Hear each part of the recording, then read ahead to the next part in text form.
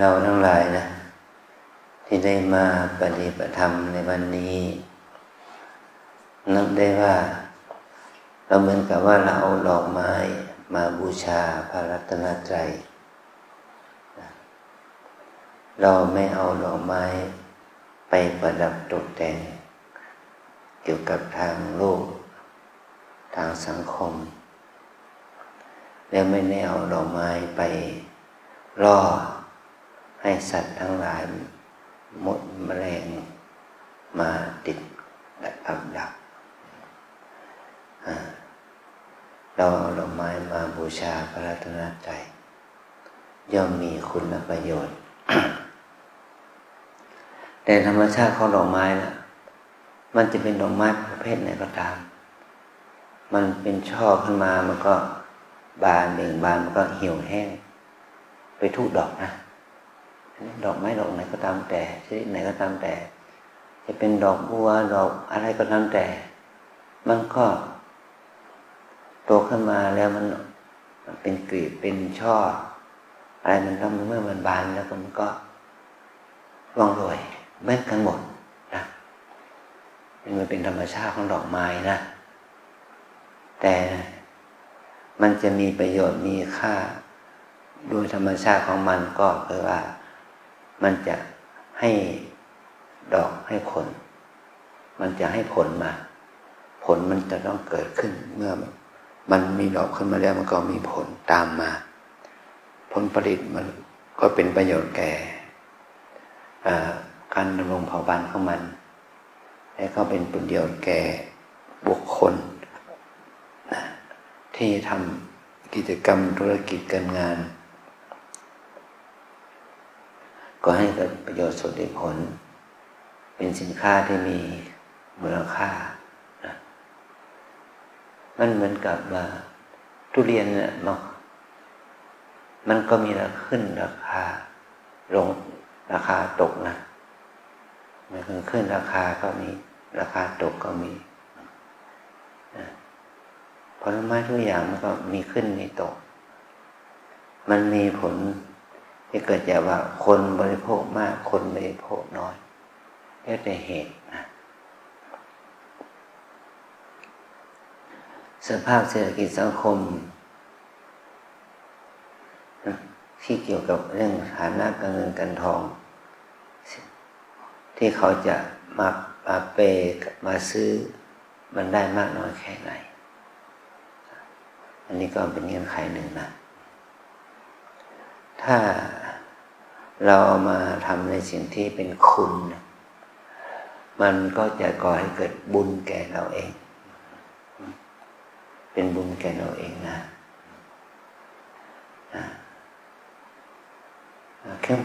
ที่ว่าเป็นสิ่งประดับเนี่ย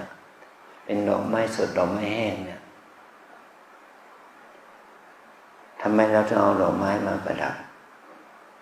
เพราะว่ามันเป็นของสวยงามโดยธรรมชาตินะแต่เราก็ให้เข้าใจถึงสัจธรรมเนาะมันมีความแก่ค่ำค่าเหี่ยวแห้งไปเป็นธรรมดาให้เรามองเห็นถึงสัจธรรมนี้ในสมัยพุทธกาลภิกษุได้รับดอกไม้มาแล้วก็ปล่อยทิ้งไปเพราะไม่รู้จะเอาเก็บไว้ที่ไหนชาวบ้านที่เขาเอาดอกไม้มาถวายก็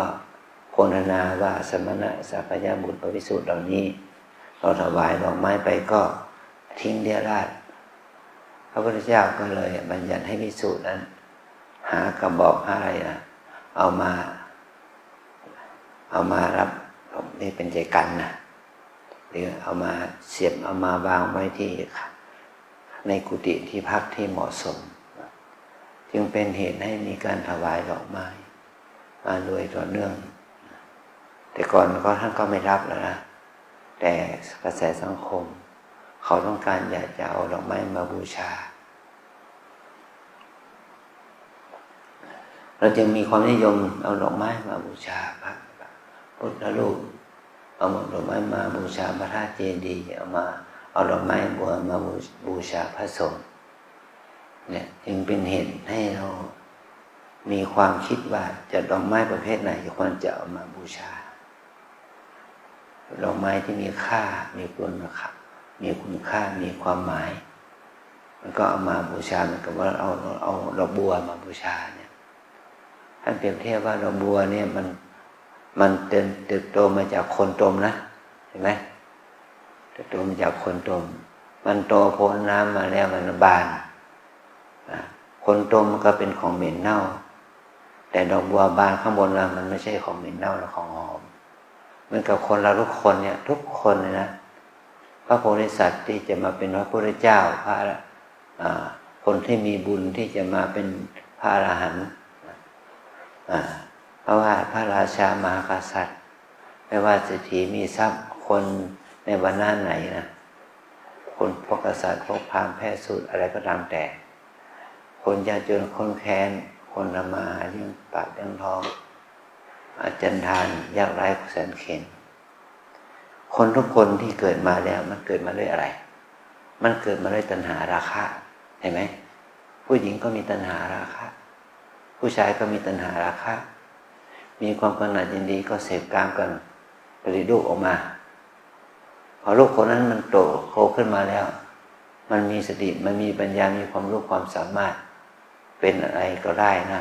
จะเป็นคนยากคนจนอย่างนั้นหรือจะเป็นคนร่ำคนรวยนะจะเป็นเศรษฐีมีทรัพย์จะเป็นเจ้าคนในคนเป็นข้าราชการเป็นพระชามหากษัตริย์มันก็มาจากสติปัญญามาจากความขนขวายของแต่ละคนนะแต่ว่าพื้นฐานที่เกิดมาด้วยอำนาจของตัณหาราคะเราก็เริ่มมีตัณหาราคะด้วยใช่ไหมเราแสวงหาผัวแสวงหาเมียแสวงหาลูกก็ด้วยอำนาจของตัณหาราคะนั่นแหละแม้แต่ข่าวที่เราได้ยินข่าวทุกวันนี้เนี่ยในวงการพระสงฆ์เนี่ยก็เกิดจากตัณหาราคะทั้งของผู้หญิงทั้งของผู้ชายทั้งของพระทั้งของโยมนั่นแหละก่อให้เกิดความเหม็นเน่าเฉาโชว์เกิดขึ้นนะเนี่ยเพราะว่าฝ่ายหญิงบุกก่อนเห็นไหมบุกไปก่อนหาเรื่องเข้าไปทำบุญสุนทานแล้วก็หาเรื่องเข้าติดต่อขอเบอร์ขอนั่นขอนี่ตามมาใช้วิธีการที่หยาบคายแม้แต่เอาตัวเองเข้าไปล่อเอาไปหวังก็ก่อให้เกิดความเสียหายเสื่อมเสียมันไม่ใช่อะไรหรอกมันก็คือกิเลสตัณหาราคะนั่นแหละพาไปองค์พระสัมมาสัมพุทธเจ้าก็ทรงเมื่อพระองค์ได้เป็นพระโพธิสัตว์พระองค์ไม่ได้เป็นพระโพธิสัตว์ได้พระองค์ปรารถนาเป็นพระพุทธเจ้าพระองค์ปรารถนาเป็นพระพุทธเจ้าทำไมก็ปรารถนาให้มีปัญญามีบารมีมากพอที่จะทำให้พระองค์เนี่ยพ้นจากกิเลสตัณหาแล้วก็สอนคนอื่นให้พ้นจากกิเลสตัณหาได้นั่นแหละที่เราเรียกกันว่าบรรลุมรรคผลนิพพานมรรคผลนิพพานหมายความว่านี่ภาวะจิตที่พ้นจากตัณหานะภาวะจิตที่พ้นจากราคะนั่นเองแม้ว่าพระโพธิสัตว์ได้บำเพ็ญบารมีมายาวนานที่ว่าได้อธิษฐานในใจเจ็ดอสงไขยเรียกพูดออกจากปากเข้าอสงไขยได้รับพยากรณ์จากพระพุทธเจ้าว่าท่านจะได้เป็นพระพุทธเจ้ายังต้องพัฒนาบารมีสะสมบารมีอีก4อสงไขยแสนกับเพื่อที่จะให้พระองค์นั้นได้บรรลุอนุตตรสัมมาสัมโพธิญาณก็คือก้าวข้ามตัณหาราคะนั่นเองนะเมื่อพระองค์เข้าข้ามตัณหาราคะแล้วก็สอนมวลมหาชนเนี่ยให้รู้จักโทษของตัณหาราคะนะเข้าสู่ความสิ้นกิเลสตัณหาราคะนี่แหละจนถึงทุกวันนี้กระแสโลกกระแสสังคมเราทุกวันเนี่ยมันมีแต่กิเลสตัณหานะมันเรียกว่านวัตกรรมต่างๆธุรกิจอะไรต่างๆมันก็ล่อกันด้วยกิเลสตัณหาขอยกตัวอย่างกับว่าการพนันเนี่ยการพนันออนไลน์เนี่ยมันทำให้คนเราเสียผู้เสียคนนะ นะเสียเงินเสียทองไม่ใช่น้อยมันก็ก่อให้เกิดอบายมุขนะที่เข้าถึงคนทุกคนได้พนันบอลพนันอะไรต่างๆเนี่ยมันก็เข้าถึงคนทุกคนได้ไม่บุคคลนั้นจะเป็นเด็กเป็นผู้ใหญ่เป็นหญิงเป็นชายอยู่ในฐานะไหนรวมไปถึงเป็นพระเป็นเนรก็ยังไม่พ้นจากการจูบล่อให้เขาไปเล่นการพนันเพราะว่าสื่อเนี่ยที่เกิดจากการใช้โทรศัพท์นั่นแหละมันจะก่อให้เกิดการพนันทางออนไลน์นะในปัจจุบันนี้บางประเทศนะพม่าที่ทำพนันออนไลน์ชนกลุ่มน้อยนะก็ถูกเขาลงมาตรการนะ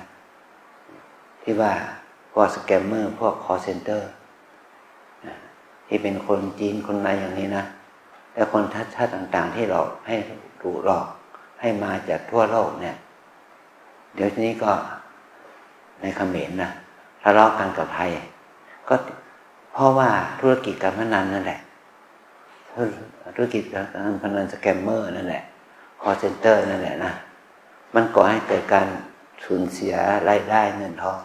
เอากำลังเอาเรื่องของชาตินิยมเอาเรื่องของทางอาหารเข้ามาเกี่ยวข้อง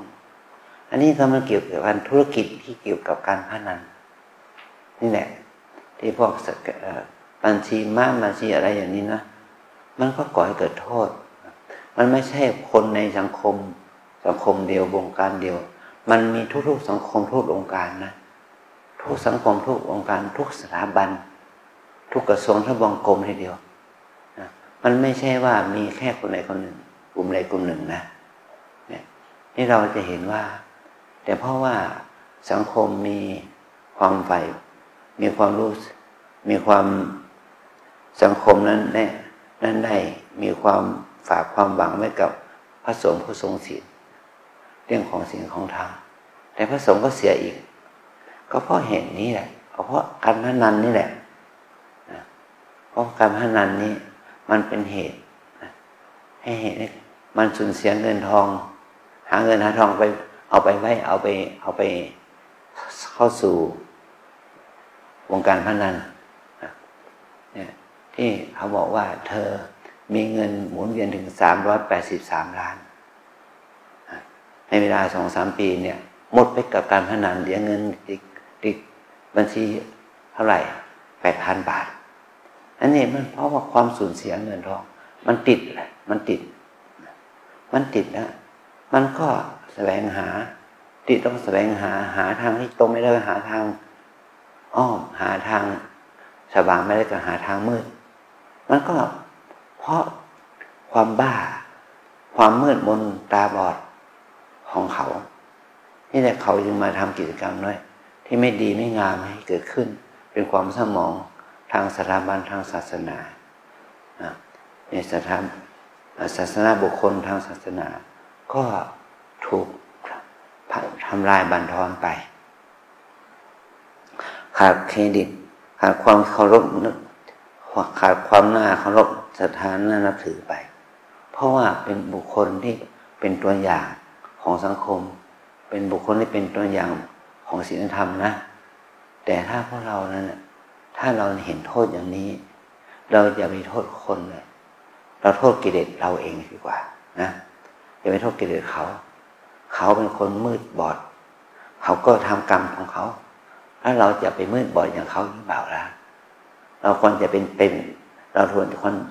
ควรหรือที่จะดำเนินตามทางสายทางที่มืดบอดที่เขาดำเนินไปเป็นตัวอย่างเราควรไหมเราก็ไม่ควรนะให้เราเห็นโทษของสิ่งเหล่านี้ว่ามันเกิดขึ้นได้กับทุกคนทุกเชื้อชาติทุกศาสนาทุกประเพณีวัฒนธรรมทุกสีผิวมันเกิดขึ้นได้ทุกคนเพราะว่า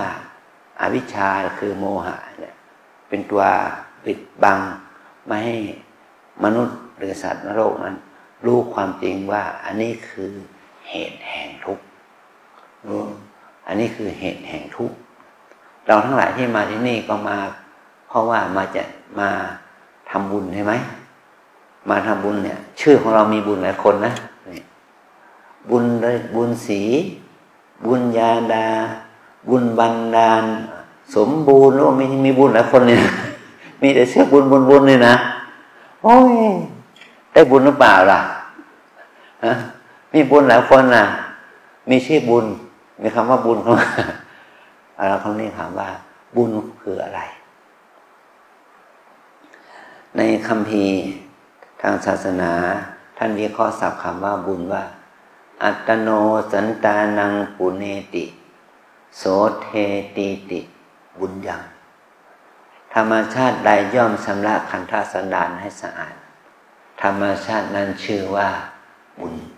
นะว่าธรรมชาติที่ชำระขันธสันดานคือกายใจเราให้สะอาดธรรมชาตินั้นชื่อว่าบุญบุญคืออะไรในบุญคือธรรมชาติที่ชำระจิตใจให้สะอาดนะธรรมชาติใดที่จะทำชำระจิตใจให้สะอาดเราจะต้องรู้ธรรมชาตินั้นคือธรรมชาตินั้นจะเป็นบุญก็ต่อเมื่อมีจิตน้อมไปสู่การบำเพ็ญทานมีจิตน้อมไปสู่การประพฤติปฏิบัติข้อศีลธรรมข้อวัดปฏิบัติที่เป็นมีศีลมีธรรมและสภาพธรรมชาติที่น้อมจิตให้เราเข้าสู่การประพฤติปฏิบัติให้จิตใจเรามีสมาธิขึ้นที่เราเรียกว่าสมถะจิตสงบจากนิวรณ์แล้วก็ธรรมชาติที่จะทำให้เราเกิดสติปัญญานะนี่เรามาฝึกเจริญสติสมาธิปัญญานี่คือบุญนะบุญทานบุญศีลบุญภาวนานั่นแหละบุญภาวนามี2อย่างคือสมถะภาวนาวิปัสสนาภาวนาจะทำให้บุญมันเกิดขึ้นบุญตัวนี้เกิดขึ้นก็ทำให้จิตใจของเราเนี่ยสะอาดขึ้นชำระจิตใจให้สะอาด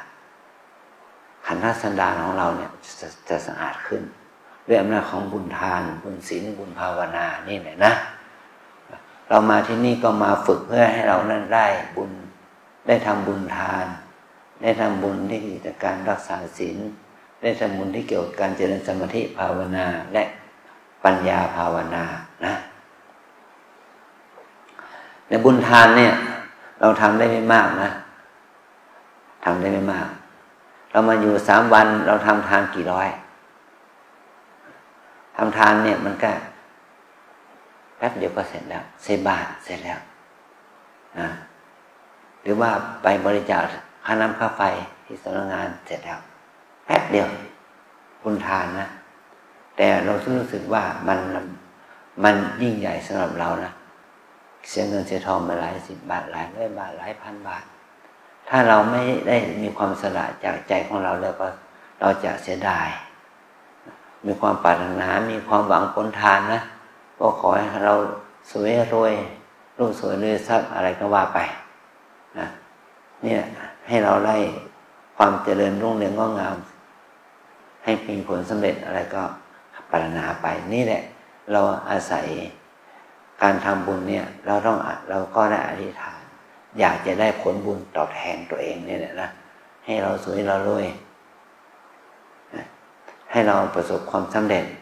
มีอำนาจวาสนามีคนอำนาจถือตานี่ก็เกี่ยวกับการที่เราทำบุญทำทานไปไม่ได้หวังให้คนทุกข์แต่เท่ากับหวังให้เรามีทุกข์มากยิ่งขึ้นนะก็ถ้าเราทำอย่างนี้มันไม่ใช่การทำบุญทำทานเพื่อความพ้นทุกข์การทำบุญทำทานเพื่อความมีลาภยศสรรเสริญสุขนะมันจะทำให้เราทุกข์มากยิ่งขึ้น ถ้าเรารักษาศีลเนี่ยศีลจะมีอานิสงส์ให้เรามีอายุมั่นขวัญยืนไม่มีโรคภัยไข้เจ็บเบียดเบียนให้เรามีสุขภาพผิวพรรณหน้าตาที่ดีมีสุขภาพที่ดีมีอายุมั่นขวัญยืนมีหน้าตาที่ผ่องใสมีจิตใจที่เบิกบานมีสติปัญญาดีเหมือนกับว่าเรารักษาศีล 8เนี่ยให้เราถือให้ดีแล้วมันจะได้อานิสงส์เพื่อให้เราละกิเลสอกุศลนั้นออกจากจิตจากใจเราได้ต่อมาเราเจริญสมาธิภาวนาล่ะเมื่อเรามาปฏิบัติธรรมที่นี่เนี่ยเรามาฝึกให้จิตเราที่มีความฟุ้งซ่านใช่ไหม มีความกังวลน้อยใหญ่เนี่ยถ้าความฟุ้งซ่านของกังวลนั้นมันไม่มีสมาธิจิตไม่มีสมาธินะจิตฟุ้งซ่านจิตโกรธจิตโลภจิตหลงจิตโกรธหมายความว่าโกรธง่ายหงุดหงิดรำคาญพวกนี้เนี่ยเกิดจากจิตที่ไม่มีสมาธินะไม่มีสมาธิถ้าเรามาฝึกภาวนาเพื่อให้เรามีสติให้เรามีสมาธิให้เรามีความเพียรดีขึ้นกิเลสเหล่านั้นก็ลดกำลังลงไปหมายความว่าถ้าเราเอาแก้วน้ำมาตักน้ำที่ขุ่นมาตั้งไว้เนี่ยมันจะใช้เวลานานแล้วถึงจะใสเนี่ยเป็นกับเราที่มีจิตใจคุณข้องมองใจกับอะไรก็ตามแต่เราเอาศีลมารักษาแล้วก็พัฒนาจิตให้เรามีสมาธิมันก็เหมือนกับว่าทำให้น้ำขุ่นนั้นตกตะกอนใช่ไหมน้ำขุ่นที่ตกตะกอนไปมันก็จะทำให้น้ำนั้นใสขึ้นนี่ว่าใจของเราจะได้มีสมาธิไปตามเหตุตามปัจจัยอย่างนี้นะเมื่อเรามีสติมีสมาธิด้วยความเพียรที่ดีแล้วมันจะก่อให้เกิดปัญญาความรู้แจ้งว่าชีวิตของเรานี้ไม่ใช่ที่เรียกว่าชายหญิงนี่มันไม่ใช่เป็นของเที่ยงมันไม่ใช่เป็นของสุขมันไม่ใช่เป็นของสวยของงามมันเป็นของไม่เที่ยงเป็นทุกข์มันเป็นไม่ใช่ของที่มีตัวตนมันไม่ใช่ของงามมันจะเป็นมันมีแต่ความเป็นอสุภะไม่สะอาดจะทำให้เราเข้าใจตัวนี้แล้วเราจะได้ละความยึดมั่นถือมั่นจะได้ทำให้เราได้ละความยึดถือว่าเป็นตัวตนเป็นมีอัตตามีอีโก้ลดความยึดมั่นถือมั่นละความมีอัตตาตัวตนมีอีโก้ออกไปได้นะแล้วนี่แหละจะทำให้เราเข้าใจว่าขันธ์ห้าเนี่ยมันเป็นของยึดถือว่าเป็นตัวตนไม่ได้ที่ว่าสาภะเราเรียกว่าสักกายทิฏฐิละความเห็นผิดว่าขันธ์ห้านี้มีตัวตนนะถ้าเรายึดถือกายใจนี้ว่าเป็นมีตัวเป็นของเราของมันก็จะทำให้เราไม่สามารถเข้าถึงสัจธรรมได้ไม่สามารถเข้าถึงอริยมรรคอริยผลได้นะอันนี้คือมีความสำคัญอย่างนี้ทุกสิ่งทุกอย่างเป็นมันที่เป็นของสมมุติเราก็ยึดมั่นในสมมุตินั้นว่ามันมีตัวตนมันก็มีปัญหากับเราในเบื้องต้นแล้วถ้าสิ่งนั้นไม่ใช่สิ่งที่สมมุติมันมีกายมันเป็นเหตุแต่มันเป็นตัวสัจธรรมแต่สัจธรรมนั้นนี่ก็มีความผันแปรปรวนเกิดดับเกิดแก่เจ็บแล้วก็ตายเห็นไหมเพราะเรานี่พ้นจากความเกิดมาแล้วเราตอนนี้เราได้อะไรได้ความแก่ไหมได้แก่อยู่เนาะรู้สึกว่าตัวเองแก่ไหมแก่แล้วก็มีเจ็บไหมมีป่วยมีไข้ไหมเนี่ยป่วยไข้เจ็บนะแล้วป่วยไข้อาการเจ็บอาการป่วยไข้เนี่ยสักวันหนึ่งเราก็ต้องตายเรารู้ไหมว่าเราจะตายชั่วโมงหน้านี่ก็ไม่รู้วันพรุ่งนี้ก็ไม่รู้เดือนหน้าก็ไม่รู้ปีหน้าก็ไม่รู้นะอีก10 ปี20 ปีข้างหน้าก็ไม่รู้นี่แหละมันเป็นสิ่งที่เราเอามาเป็นที่พึ่งแก่ตนเองไม่ได้ในกายนี้ในใจนี้แต่เราเอาธรรมะที่พระพุทธเจ้าสอนให้เอามาเป็นที่พึ่งว่าชีวิตนี้มีธรรมชาติอย่างนี้เป็นธรรมดาเราต้องปล่อยวางปล่อยวางขันธ์ห้าเนี่ยกายใจเนี่ยให้มันเป็นของที่มันเป็นไปตามธรรมชาติมันเป็นอนิจจังความเป็นของไม่เที่ยงมันเป็นทุกข์เป็นของที่ไม่ใช่ของที่ทนอยู่ในสภาพเดิมไม่ได้มันเป็นอนัตตาคือไม่สามารถบังคับบัญชาไม่ได้เนี่ยคำว่าทุกข์ไม่ใช่มาทุกข์กายอย่างเดียวนะมันทุกข์ทางใจด้วยทุกข์มันมี3 ประเภทนะทุกขะทุกข์กับทุกข์แท้ๆทุกข์เพราะความป่วยไข้ได้ป่วยอย่างนี้แหละทุกข์เพราะต้องกินยาหาหมออย่างนี้ทุกข์เพราะโรคภัยไข้เจ็บอันนี้เขาเรียกว่าทุกขะทุกขังทุกข์แต่ทุกข์จริง อันที่สองวิปริณามทุกข์วิปริณามทุกข์ก็คือสุขที่มันมีการเปลี่ยนแปลงอาจารย์จะยกตัวอย่างกับว่าเรากินข้าวอิ่ม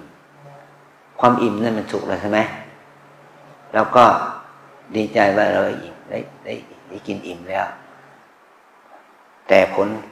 มันจะให้เรารู้สึกอิ่มได้ไม่กี่ชั่วโมงจะมากก็3 ชั่วโมง4 ชั่วโมงมันก็หิวเลยแล้วนี่ความสุขนี่มันมีการเปลี่ยนแปลงจากทุกข์เป็นสุขอย่างนั้นมันก็เปลี่ยนแปลงไปวิปริณามทุกข์ว่าแม้ว่าเราจะมีสุขภาพดีออกกำลังกายสม่ำเสมอร่างกายของเราแข็งแรงอย่างนี้สุขอย่างนี้ก็มีการเปลี่ยนแปลงนะบางคนนี่ออกกำลังกายสม่ำเสมอสุดท้ายก็ไปเข้าโรงพยาบาลอยู่เดิมแก่ได้ตายไปตามเหตุตามปัจจัยอย่างนี้นะนี่คือว่าทุกข์ที่มีการเปลี่ยนแปลงอันที่สามสังขารทุกข์ทุกข์ของสังขารเซลล์ของเราทุกเซลล์เนี่ยมันก็ตายเม็ดเลือดของเรามันก็ตายมันหมดอายุเซลล์เม็ดเลือดมันก็อายุแค่ไม่เกิน4 เดือนเขาจึงบริจาคเลือดได้ทุก4 เดือนทุก4 เดือนเราบริจาคเลือดได้เพราะว่าเม็ดเลือดของเรานั้นมันถึงวัยของมันประมาณ4 เดือนมันก็ต้องเปลี่ยนไขกระดูกมันต้องผลิตเลือดใหม่มันจะต้องเปลี่ยนแปลงไปยกตัวอย่างเหมือนกับว่าเส้นผมของเราเนี่ยขอถามเถอะเราหวีผมข้างหนึ่งนี่เส้นผมร่วงไหมข้างไหนบ้างที่ไม่ร่วงมีไหมไม่มีเนาะร่วงทุกครั้งใช่ไหมนี่แหละคือสังขารทุกข์ทุกข์สังขารเนี่ยเล็บเนี่ย5 วัน 7 วันเราต้องตัดใช่ไหมเล็บมือเล็บเท้าก็ประมาณสัก15 วัน 1 เดือนเราก็ต้องตัดละเนี่ยถ้าเป็นผู้ชายก็มีหนวดมีเคราเป็นพระเราก็จำเป็นต้องโกนหนวดโกนเครามีความจำเป็นว่าเป็นพระก็ปล่อยปละแล้วเลยมีหนวดมีเคราก็ถูกสังคมตำหนิเอานะอย่างเนี้ยผมเราก็ต้องโกนนะถ้าเรามีความร่วมมือกันว่า1 เดือนโกน1 ครั้งแต่ก่อนอาจารย์ก็เห็นว่าพระองค์นี้ทำไมมันโกนบ่อยๆพระองค์นั้นมันแก่แล้วนี่มันเลยโกนผมเพราะว่ามันไปบิดบังผมงอกนะพอเราโตขึ้นนะเมื่อเราอายุ50-60ผมของเรางอกเปลี่ยนสีแล้วเราเห็นว่าพ่อเห็นนี้เนาะเขาจึงโกนผมบ่อยๆเขาไม่อยากให้ผมตัวเองงอกเขาจะรู้สึกว่าเขาแก่เนี่ยเพราะเราเหมือนกันนะกี่วันถึงจะไปย้อมผม กี่เดือนเราถึงจะไปย้อมผมทีเนี่ยเดือนหนึ่งนี่แหละเนี่ยปิดบังเพราะเราปิดบังความแก่นั่นแหละคือความปิดบังความแก่นั่นแหละมันเกิดความแก่ขึ้นมาเราไปปิดบังนะให้ชัดเจนเลยเนาะอย่างนี้แหละสังขารเนี่ยทุกอวัยวะในน้อยใหญ่ของกายเราเนี่ยมันก็มีความผันแปรเปลี่ยนแปลงแก่ไปนี่เป็นสังขารทุกข์นะเพราะมันเปลี่ยนแปลงไปแล้วเนี่ยเพราะว่าเราไม่สามารถยับยั้งมันได้แม้เราจะไปเสริมสวยแค่ไหนทำศัลยกรรมตกแต่งแค่ไหนมันก็ตกอยู่ในห่วงแห่งความผันแปรนี่คือทุกข์ของสังขารนะเนี่ยไม่ใช่ว่ามีแต่พอเราเท่านั้นเป็นพระเป็นโยมเป็นพระราชามหากษัตริย์เป็นใครก็ตามแต่เป็นเศรษฐีมีทรัพย์มันก็แก่มันก็สังขารนี่มันก็แก่เนาะมันไม่เห็นเราจะเห็นว่ามหาเศรษฐีคนไหนนี่จะมีอายุเป็น100 ปีมันไม่ถึงคนมีอำนาจวาสนาแค่ไหนก็หมดอำนาจวาสนาเนี่ยคนเราทั้งหลายแม้ว่าเป็นผู้มีศีลมีธรรมแค่ไหนก็ต้องมีความแก่และมีความตายเป็นธรรมดา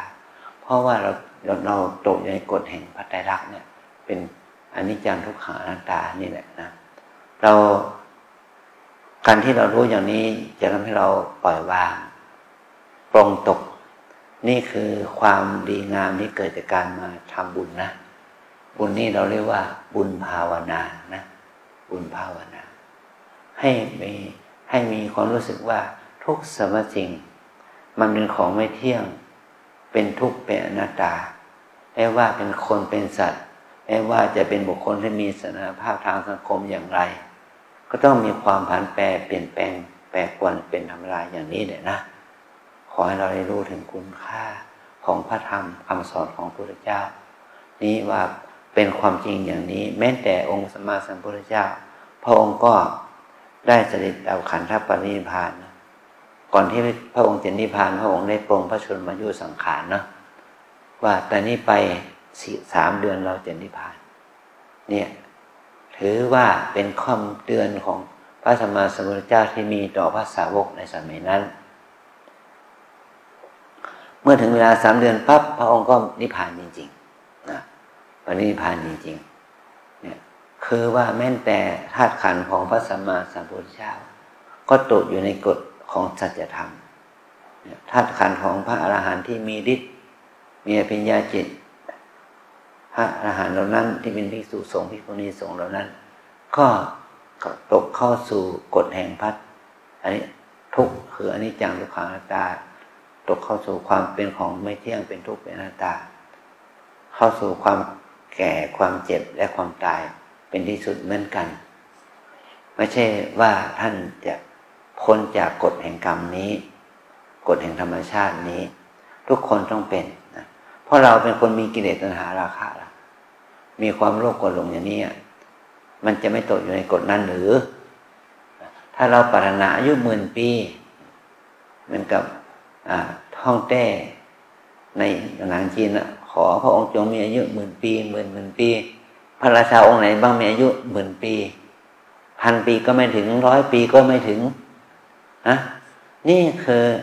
คำเยินยอสรรเสริญนั้นมันเป็นคำโกหกทั้งสิ้นเป็นคำที่ไม่จริงทั้งสิ้นสัจธรรมมันเป็นแสดงให้เห็นถึงทุกคนเนี่ยแม้จะมียาขนาดพิเศษมีหมอหลวงขนาดที่มีความรู้ความสามารถทางการรักษามันก็มีดึงอายุของฮ่องเต้เหล่านั้นไม่ถึง100 ปีเนี่ยถ้าเราทั้งหลายก็เหมือนกันมนุษย์เราทุกคนก็ต้องตกในกฎของพัฒนาอย่างนี้แหละนะ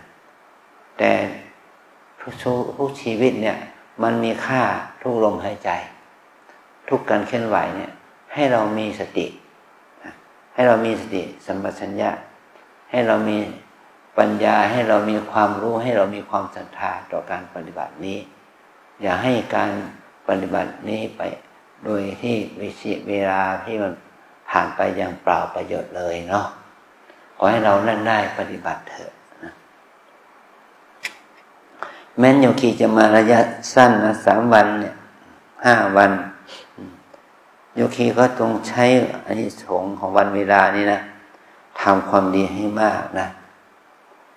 ถ้าเราสามารถต่อจาก3 วันเป็น5 วันก็จะดีเนาะ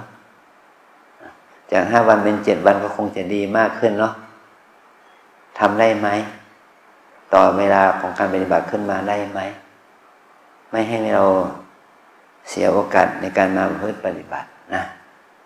ขอให้เราได้ปฏิบัติเพื่อให้บุญนะเพื่อให้บุญภาวนาของเรามันจะเดินขึ้นมันเหมือนกับว่าเอาต้นไม้มาปลูกเนี่ยมาปลูก3 วันแล้วก็มาล้อมมาไปปลูกที่ใหม่ไปปลูกที่ใหม่3 วันล้อมเอาไปปลูกที่ต่อไปมันจะต้นไม้ต้นนั้นมันจะเจริญเติบโตไหมต้นไม้มันก็ถ้าไม่โตก็ถ้าไม่ตายก็ไม่โตนะมันแต่มันไม่เจริญแบบเดียวกันกับเราปฏิบัติถ้า3 วันเราก็เลิกไปอยู่ที่บ้านไปอยู่กับกิเลสปนว่าทุกหยุดนั่นแหละทุกแล้วเราเอาความทุกข์นั้นมาสุมจิตสุมใจเราไปทำไมเราเอาวันเวลาเหล่านั้นมาแก้ทุกข์ของเราดีกว่าเนาะว่ายังไงคุณยายคุณป้าแก่แล้วยังประมาทอยู่หรือยังอยากจะไปอยู่ข้างนอกทำไมอย่าไปหาลูกหาหลานทำไม นะอยากจะไปหาหมู่หาคณะไปทำไมแล้วทำไมเราไม่เอาวันเวลาที่มีชีวิตอยู่นี้มาอยู่กับตัวเองดีกว่าหรือมันไม่ดีกว่าหรือนะไม่ใช่ว่าไปโยมมีแค่นี้หรอกอีก3 วันหลานจะมาโยมมีเวลาแค่นี้อีก3 วันจะไปหาหมอโยมจะมีเวลาเท่านี้เนี่ยอีก3 วันจะไปนัดเพื่อนรุ่นไปกินข้าวด้วยกันอย่างนี้มันไม่เหมาะสมที่จะคิดอย่างนี้ในฐานะเราเป็นผู้สูงอายุเราจะต้องแสวงหาที่พึ่งแก่ตนเองเป็นที่ตั้งนะขอให้เรานั้นได้ตั้งใจที่จะประพฤติปฏิบัติตามที่แม่ชีได้สาธิตแล้วนะตั้งใจปฏิบัติมาอยู่วัดขอให้เรานั้นปฏิบัติให้มากไม่ปฏิบัติให้มากทำวัดสวดมนต์ภาวนาให้มากไม่เอาเวลาที่มาอยู่วัดให้มันสูญเปล่าไปโดยเปล่าประโยชน์นะอันนี้ก็ขอให้เรานั้นได้เป็นวาจารับภกรรมฐานนะว่าตามวิปัสสนากรรมฐานตามแนวสติปัฏฐานมี4 อย่าง1 กาย2 เวทนา3 จิต4 ธรรมวิปัสสนากรรมฐานตามแนวสติปัฏฐานมี4 อย่าง1 กาย2 เวทนา3 จิต4 ธรรม1 กาย2 เวทนา3 จิต4 ธรรมกายเวทนาจิตธรรมกายเวทนาจิตธรรมกายเวทนาจิตธรรม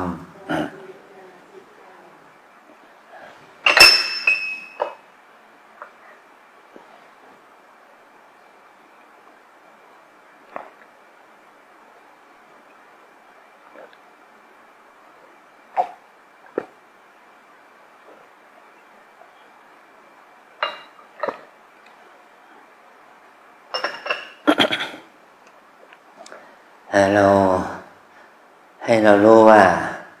เรามาอยู่ที่นี่มาทำบุญชนิดหนึ่งคือบุญภาวนาเป็นบุญที่สำคัญอาศัยบุญศีลบุญทานช่วยหนุนนะเราตั้งตนอยู่ในศีลที่ดีมันก็จะทำให้เราภาวนาได้ดีขึ้นเราอาศัยบุญทานมาหนุนหมายถึงว่าเรามีอาหารบริโภคมีน้ำมีไฟใช้มีอาหารบริโภคมีที่ดับที่นอนหมอนมุ้งใช้นี่เรียกว่าบุญทานอุปถัมภ์บุญศีลเราต้องอยู่ด้วยกันอย่างหมู่มากนะเป็นร้อยเราจะไม่คุยกันเสียงดังไม่ส่งเสียงดังไม่ก่อให้เกิดการขัดแย้งทะเลาะวิวาทกันด้วยวาจานี่เรียกว่าเอาบุญศีลหนุนนะแล้วบุญทานบุญศีลอุดหนุนให้บุญภาวนาเกิดเราเดินจงกรมให้มากนั่งสมาธิให้มากเมื่อเราเดินนั่งได้อย่างได้สติได้สมาธิมากมันก็มีความเพียรมากความเพียรมากความศรัทธาก็จะเกิดขึ้นกับเรามากความศรัทธาความเพียรสติสมาธิมันมากขึ้นมันจะก่อให้เกิดปัญญามันเหมือนกับเราปลูกข้าวได้ผลก็ต่อเมื่อมันออกรวงออกเม็ดต้นกล้ามันไม่ใช่ความสำเร็จของการปลูกข้าวได้ผลแต่ต้นข้าวมันโตขึ้นมาออกดอกออกรวงมันรีบมันไม่มีเม็ดมันก็เรียกว่าปลูกข้าวไร้ผลไม่มีผลต่อเมื่อข้าวต้นนั้นน่ะมีเม็ดข้าวสมบูรณ์เราเก็บเกี่ยวที่เม็ดข้าวเราไม่ได้เก็บเกี่ยวเอาฟางข้าวเราไม่เก็บเกี่ยวเอาตอข้าวนะมาเป็นผลสำเร็จในการปลูกข้าวของเราปลูกข้าวนั้นเป็นปลูกข้าวเพื่อเม็ดข้าวนะอันนี้ก็เช่นเดียวกัน เรามาภาวนาก็ปลูกศรัทธาปลูกสมาธิปลูกสติปลูกด้วยความเพียรด้วยความศรัทธานะเพื่ออะไรเพื่อปัญญาเพื่อให้เรารู้ว่าชีวิตนี้รูปนี้กายนี้เป็นของไม่เที่ยงเป็นทุกข์เป็นอนัตตาอย่างนี้เมื่อเรายังมีชีวิตอยู่เรายังไม่ตายเราจงใช้เวลาของชีวิตนี้เพื่อให้เรานี่ได้มีปัญญารู้ความจริงของชีวิตว่าชีวิตนี้ย่อมมีความตายเป็นธรรมดาย่อมมีความแก่ความเจ็บเป็นธรรมดาเมื่อเราไม่เจ็บไม่ป่วยแต่เราตอนนี้เราแก่แล้วนะเราจงเอาความแก่เนี่ยมาทำความดีก่อนที่จะความตายจะมาถึงเราก่อนที่จะความเจ็บจะมาบั่นทอนความดีงามของเรานะนั่นนี่ตอนนี้แหละขอให้เราได้ทำนะขอให้เราได้ทำความดีคือการภาวนานี้นะเมื่อเรายังมีพระสงฆ์สามเณรแม่ชีอยู่ในวัดเมื่อเรายังมีวาสกบริกาผู้มาปฏิบัติปฏิบัติธรรมอยู่ในวัดเรามีเพื่อนที่จะมาอยู่ปฏิบัติเราจงอาศัยวันเวลาที่มีเพื่อนสาธมิกมาปฏิบัติอยู่ที่นี่แหละเอาเวลาวันเวลานี้เอามาฝึกฝนอบรมภาวนาเพื่อเพิ่มพูนบุญกุศลให้เกิดขึ้นกับเรานะอาศัยการเจริญสติอยู่กับกายตั้งแต่การกราบการเดินการนั่งอย่างนี้นะเจริญสติอยู่กับเวทนามันก็ว่าเราปวดอยู่เมื่อเรานั่งอยู่เนี่ยเดินอยู่เนี่ยมันมีความรู้สึกปวดเจ็บเหน็บชาเมื่อยขบทุกข์สุขทางกายแล้วก็มีความดีใจเสียใจหัวเราะยิ้มได้ร้องไห้เศร้าใจเนี่ยมันเป็นเวทนาทางใจให้เรามีสติกำหนดรู้เวทนาทางกายทางใจนี้ว่ากายเวทนานี้เป็นของไม่เที่ยงเป็นทุกข์อย่างนี้นะแล้วก็มีสติกำหนดจิตคิดจิตฟุ้งซ่านจิตหดหู่จิตโลภจิตโกรธจิตหลงแล้วมีสติกำหนดรู้ว่าจิตมันไปยึดติดอดีตอนาคตมันจะก่อให้เกิดความฟุ้งซ่านก่อให้เกิดความโลภโกรธหลงให้เรามีสติกำหนดละความฟุ้งซ่านโลภโกรธหลงนั่นเสียเราทุกคนมีตาหูจมูกลิ้นกายใจเราอยู่ที่วัดเราก็มีตาหูจมูกลิ้นกายใจมีสีเสียงกลิ่นรสสัมผัสมากระทบมันจะก่อให้เกิดความรู้สึกชอบไม่ชอบฟุ้งซ่านรำคาญสงสัยนี่แหละจะทำให้เกิดกิเลสอกุศลได้สำหรับโยคีใหม่เนาะถ้าโยคีเก่าก็เมื่อฝึกแล้วมันจะเกิดสติปัญญาให้เกิดขึ้นมาสัทธสมาธิมันจะเกิดขึ้นมาความเพียรมันจะเกิดขึ้นมาเพื่อให้เราเข้าใจถึงสัจธรรมว่าทุกสิ่งทุกอย่างต้องตกอยู่ในกฎไตรลักษณ์มีความเป็นของไม่เที่ยงเป็นทุกข์เป็นอนัตตาอย่างนี้มันจะทำให้เรานั้นเจริญในศาสนาสมาปฏิบัติถือว่าเรานั้นได้สร้างบุญได้สูงสุดคือบุญปัญญาบุญวิปัสสนาปัญญานะแม้ว่าเราจะใช้ความเพียรมากมายอย่างไรก็ตามแต่จุดมุ่งหมายของเราก็ให้เกิดบุญปัญญาบุญภาวนาบุญที่เรามีที่เราได้อาศัยสติให้ความเพียรเนี่ยมันจะทำให้เราเจริญในพระศาสนาสมาปฏิบัติอันนี้ส่งผลสูงสุดก็คือเขาถึงมรรคผลนิพพานอย่างที่กล่าวมาแล้วนะขออนุโมทนา